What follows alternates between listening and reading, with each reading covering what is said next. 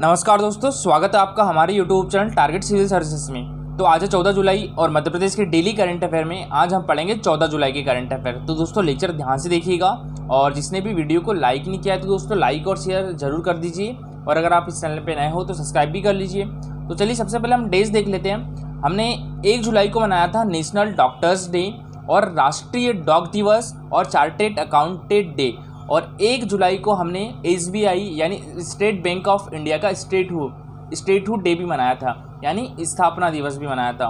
2 जुलाई को हमने मनाया था वर्ल्ड UFO डे यानी अनआइडेंटिफाइड फ्लाइंग ऑब्जेक्ट डे मनाया था 2 जुलाई को। 4 जुलाई को USA में स्वतंत्रता दिवस मनाया जाता है, और 6 जुलाई को वर्ल्ड जूनोसिस डे मनाया जाता है, और 11 जुलाई को विश्व जनसंख्या दिवस मनाया जाता है। और दोस्तों ये है हमारा टेलीग्राम चैनल, इस पर डेली 20 क्वेश्चन का क्विज होता है, जिसमें जो 10 क्वेश्चन रहते हैं वो MPGK से रहते हैं, जो कि प्रीवियस ईयर एग्जाम में पूछे भी जा चुके हैं, तो मोस्ट इंपॉर्टेंट रहते हैं। 5 question Madhya Pradesh current affair से रहते हैं, और जो 5 क्वेश्चन रहते हैं वो नेशनल करंट अफेयर से रहते हैं, और इस टाइप से इसका रिजल्ट निकलता है। तो दोस्तों आप भी इस क्विज में पार्टिसिपेट कर सकते हो।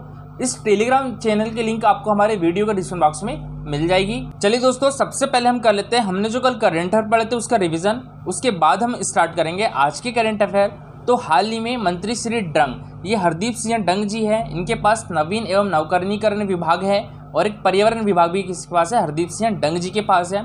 और श्री प्रेम सिंह पटेल, तो प्रेम सिंह पटेल जी हमारे मध्य प्रदेश के पशुपालन एवं डेयरी विभाग के मंत्री है। देखिए जो पशुपालन विभाग था ना इसके पहले, तो उसका नाम चेंज करके क्या कर दिया गया है अभी, पशुपालन एवं डेयरी विभाग, तो ये भी याद रखिएगा। तो इनके द्वारा किस जिले में लगभग 15 करोड़ के विकास कार्यों का भूमि पूजन किया गया है, तो ये बड़वानी डिस्ट्रिक्ट में, ठीक है। नेक्स्ट क्वेश्चन था दोस्तों हमारा, कृषि मंत्री श्री कमल पटेल ने किस जिले को 100% सिंचित क्षेत्र वाला जिला बनाने की घोषणा की है, तो ये की है हरदा डिस्ट्रिक्ट को। था हमारा, हाल ही में कोविड बाल सेवा योजना में कितने जिलों में 100% प्रकरणों को स्वीकृति दी गई है, तो ये 34 जिलों में।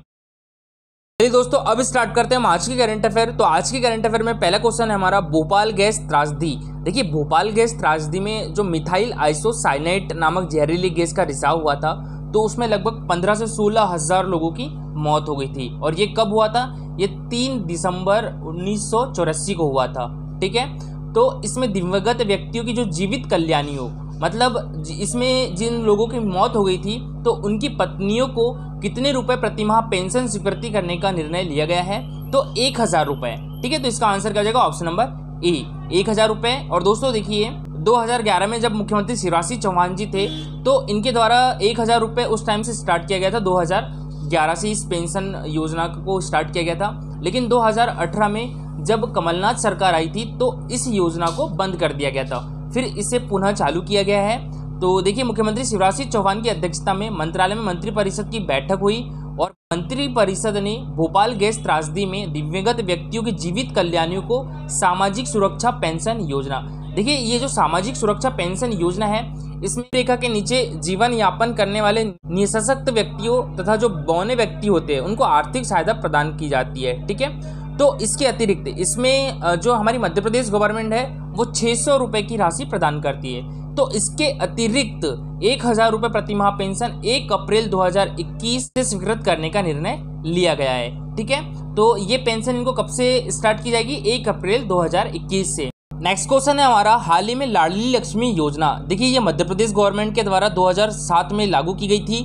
तो इस योजना को शिक्षा और रोजगार से जोड़ने की घोषणा किसके द्वारा की गई है, तो ये की गई है हमारे मध्य प्रदेश के मुख्यमंत्री शिवराज सिंह चौहान के द्वारा।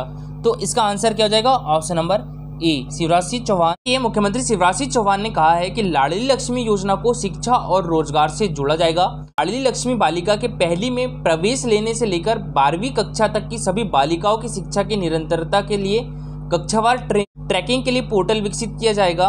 और मुख्यमंत्री शिवराज सिंह चौहान ने कहा है कि योजना में पंजीकृत बालिकाओं को 12वीं कक्षा तक पढ़ाई पूरी करने पर आगे की शिक्षा अथवा व्यावसायिक प्रशिक्षण के लिए प्रोत्साहन स्वरूप 20,000 रुपये की राशि उपलब्ध कराई जाएगी, और 1 लाख रुपए में से शेष 80,000 रुपये का भुगतान 21 वर्ष की आयु पूर्ण होने पर किया जाएगा। और मुख्यमंत्री शिवराज सिंह चौहान ने कहा है कि बालिकाओं के सर्वांगीण विकास के लिए योजना को स्वास्थ्य और पोषण से भी जोड़ा जाएगा, और प्रदेश में बेहतर लिंगानुपात सुनिश्चित करने के लिए ग्राम पंचायतों और शहरी स्थानीय निकायों को पुरस्कृत किया जाएगा। हमारे मध्य प्रदेश में 39,37,000 बालिकाएं लाडली लक्ष्मी योजना में पंजीकृत है। ठीक है, ये नंबर याद रखिएगा, 39,37,000 बालिकाएं लाडली लक्ष्मी योजना में पंजीकृत है। लाडली लक्ष्मी निधि में अभी 9,150 करोड़ रुपए जमा है और स्कूल जाने वाली 5,91,203 बालिकाओं को 136 करोड़ की छात्रवृत्ति का अब तक वितरण किया जा चुका है। प्रदेश में लाडली लक्ष्मी अधिनियम 2018 अभी प्रभावशील है और योजना के अंतर्गत वर्तमान में कक्षा 6 में प्रवेश पर 2,000 रुपए की राशि दी जाती है। फिर उसके बाद कक्षा 9 में प्रवेश पर 4,000 रुपए की राशि दी जाती है। उसके बाद 11th में 6,000 रुपए की राशि और फिर उसके बाद 12th में 6,000 राशि की छात्रवृत्ति प्रदान की जाती है। बालिका के 12वीं की परीक्षा में शामिल होने और 18 वर्ष की आयु तक विवाह न करने तथा 21 वर्ष होने पर 1 लाख रुपए की भुगतान व्यवस्था इस अधिनियम में है। नेक्स्ट क्वेश्चन है हमारा, किस क्षेत्र की विद्युत वितरण कंपनी द्वारा उपभोक्ताओं को बेहतर सेवाएं देने और निर्बाध विद्युत आपूर्ति सुनिश्चित करने के उद्देश्य से निरीक्षण अभियान चलाया जाएगा? क्षेत्र की विद्युत वितरण कंपनी के द्वारा, मध्य क्षेत्र की विद्युत वितरण कंपनी के द्वारा। तो इसका आंसर क्या हो जाएगा? ऑप्शन नंबर ए। और मध्य क्षेत्र विद्युत वितरण कंपनी का मुख्यालय कहाँ पर है? तो ये भोपाल में है। तो देखिए, मध्य क्षेत्र विद्युत वितरण कंपनी के कार्यक्षेत्र के उपभोक्ताओं को बेहतर सेवाएं देने और निर्बाध विद्युत आपूर्ति सुनिश्चित करने के उद्देश्य से कंपनी निरीक्षण अभियान चलाएगी और इस निरीक्षण अभियान से एक ओर जहां उपभोक्ताओं की शिकायतें जल्दी हल होगी, वहीं दूसरी ओर विद्युत प्रणाली के सुधार में भी मदद मिलेगी। और मध्य क्षेत्र विद्युत वितरण कंपनी के जो प्रबंध संचालक है श्री गणेश शंकर मिश्रा, तो इन्होंने कहा है कि इस प्रकार का निरीक्षण प्रति माह संचालित किया जाएगा और इस अभियान के अंतर्गत किए जाने वाले कार्यों से उपभोक्ताओं को सही समय पर बिजली बिल मिलना, सही राशि के बिल, गलत बिल जारी न होना, ऑनलाइन बिल जनरेट होना, ऑनलाइन पेमेंट अपडेट होना, मीटर संबंधी शिकायतें समय पर सही रीडिंग होना और ट्रांसफार्मर संबंधी शिकायतें, विद्युत प्रदाय संबंधी शिकायतें, नवीन कनेक्शन संबंधी शिकायतें का निरीक्षण एवं निराकरण किया जाएगा। तो यहाँ बात करें हमारे मध्य प्रदेश में 10 दिसंबर 1948 को विद्युत प्रदाय अधिनियम लागू किया गया था और 1 दिसंबर 1950 को, ठीक है, 1 दिसंबर 1950 को विद्युत मंडल का गठन किया गया था। और हमारे देश में सर्वप्रथम विद्युत उत्पादन प्रारंभ कब हुआ था? तो ये 1905 में हुआ था। और जो राज्य ग्रामीण विद्युतीकरण निगम की स्थापना कब हुई थी? ये 1960 में हुई थी। और इसका मुख्यालय कहाँ पर है? तो ये हमारे मध्य प्रदेश की राजधानी भोपाल में है। और दोस्तों बात करें मध्य प्रदेश विद्युत मंडल का मुख्यालय कहाँ पर है? तो ये जबलपुर में है। देखिए, मध्य प्रदेश की ऊर्जा राजधानी कौन सी है? तो ये सिंगरौली है। और जो जल विद्युत उत्पादन में देश में प्रथम स्थान किसका है? तो यह है असम का। और दूसरे नंबर पर हमारा मध्य प्रदेश है। मध्य प्रदेश का जो पहला जल विद्युत केंद्र है ये चंबल नदी पर है, मंदसौर डिस्ट्रिक्ट में, ठीक है। और इसका नाम क्या है? तो इसका नाम है गांधी सागर विद्युत केंद्र और इसकी स्थापना को हुई थी 1960 में हुई थी। नेक्स्ट क्वेश्चन है हमारा, प्रधानमंत्री आवास योजना के अंतर्गत महिलाओं को आत्मनिर्भर बनाने के उद्देश्य से दी जा रही मेसन ट्रेनिंग में हमारा मध्य प्रदेश देश में कौन से स्थान पर रहा है? तो ये रहा है प्रथम स्थान पर। तो इसका आंसर क्या हो जाएगा? ऑप्शन नंबर ए, ठीक है, प्रथम स्थान पर। अच्छा, बात करें हम यहाँ पर प्रधानमंत्री आवास योजना की, तो ये कब से स्टार्ट हुई थी? ये 25 जून 2015 से स्टार्ट हुई थी। याद रखिएगा, 25 जून 2015 से स्टार्ट हुई थी। और इस योजना का उद्देश्य जो है 2022 तक सभी को घर उपलब्ध कराना है। तो देखिए, खाद्य नागरिक आपूर्ति एवं उपभोक्ता संरक्षण मंत्री श्री बिसाहूलाल सिंह की अध्यक्षता में मंत्रालय में निर्धनों के कल्याण के लिए गठित अंतर विभागीय मंत्री समूह यानी गरीब कल्याण समूह द्वारा पंचायत एवं ग्रामीण विकास विभाग की योजनाओं की समीक्षा की गई। तो विभाग द्वारा प्रधानमंत्री आवास योजना के अंतर्गत महिलाओं को आत्मनिर्भर बनाने के उद्देश्य से दी जा रही मेसन ट्रेनिंग में जो हमारा मध्य प्रदेश है वो देश में प्रथम स्थान पर रहा है। और बैठक में बताया गया है कि इस योजना के अंतर्गत मेसन ट्रेनिंग करवाने में मध्य प्रदेश ने अभी तक 51,128 राजमिस्त्रियों को प्रशिक्षित किया है और इनमें से 9,000 रानी मिस्त्रियों को प्रशिक्षित किया गया है और इसके साथ ही 10,000 राजमिस्त्री प्रशिक्षणरत है। और इसके अंतर्गत अभी तक 31,550 मेसन द्वारा सर्टिफिकेशन के लिए परीक्षाएं कराई जा चुकी है। हमारा मध्य भारत हिंदी साहित्य समिति की ओर से अभिनव हिंदी सेवी सम्मान समारोह में कितने हिंदी सेवियों को समिति का सम्मानित सदस्य नामित किया गया है? तो ये 7 हिंदी सेवियों को समिति का सम्मानित सदस्य नामित किया गया है। अच्छा, बात करें हम यहाँ पर हिंदी साहित्य एकेडमी की, तो इसकी स्थापना 1967 में हुई थी और इसका मुख्यालय जो है वो भोपाल में है। तो देखिए मध्य भारत हिंदी साहित्य समिति की ओर से अभिनव हिंदी सेवी सम्मान समारोह में 7 हिंदी सेवियों को समिति का सदस्य नामित किया गया है। कौन है? ये है रिटायर्ड जज रमेश गर्ग, संस्कृति अध्यात्म एवं पर्यटन मंत्री श्रीमती उषा ठाकुर, साहित्य अकादमी।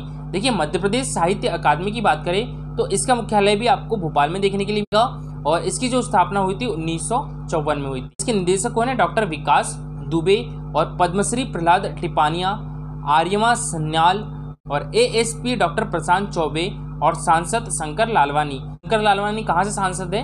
तो ये इंदौर से है। और देखिए दोस्तों कल का हमारा क्वेश्चन था ओरछा किस नदी के किनारे स्थित है? तो ओरछा देखिए निवाड़ी डिस्ट्रिक्ट में है और ये बेतवा नदी के किनारे स्थित है। तो इसका आंसर क्या हो जाएगा? ऑप्शन नंबर ए।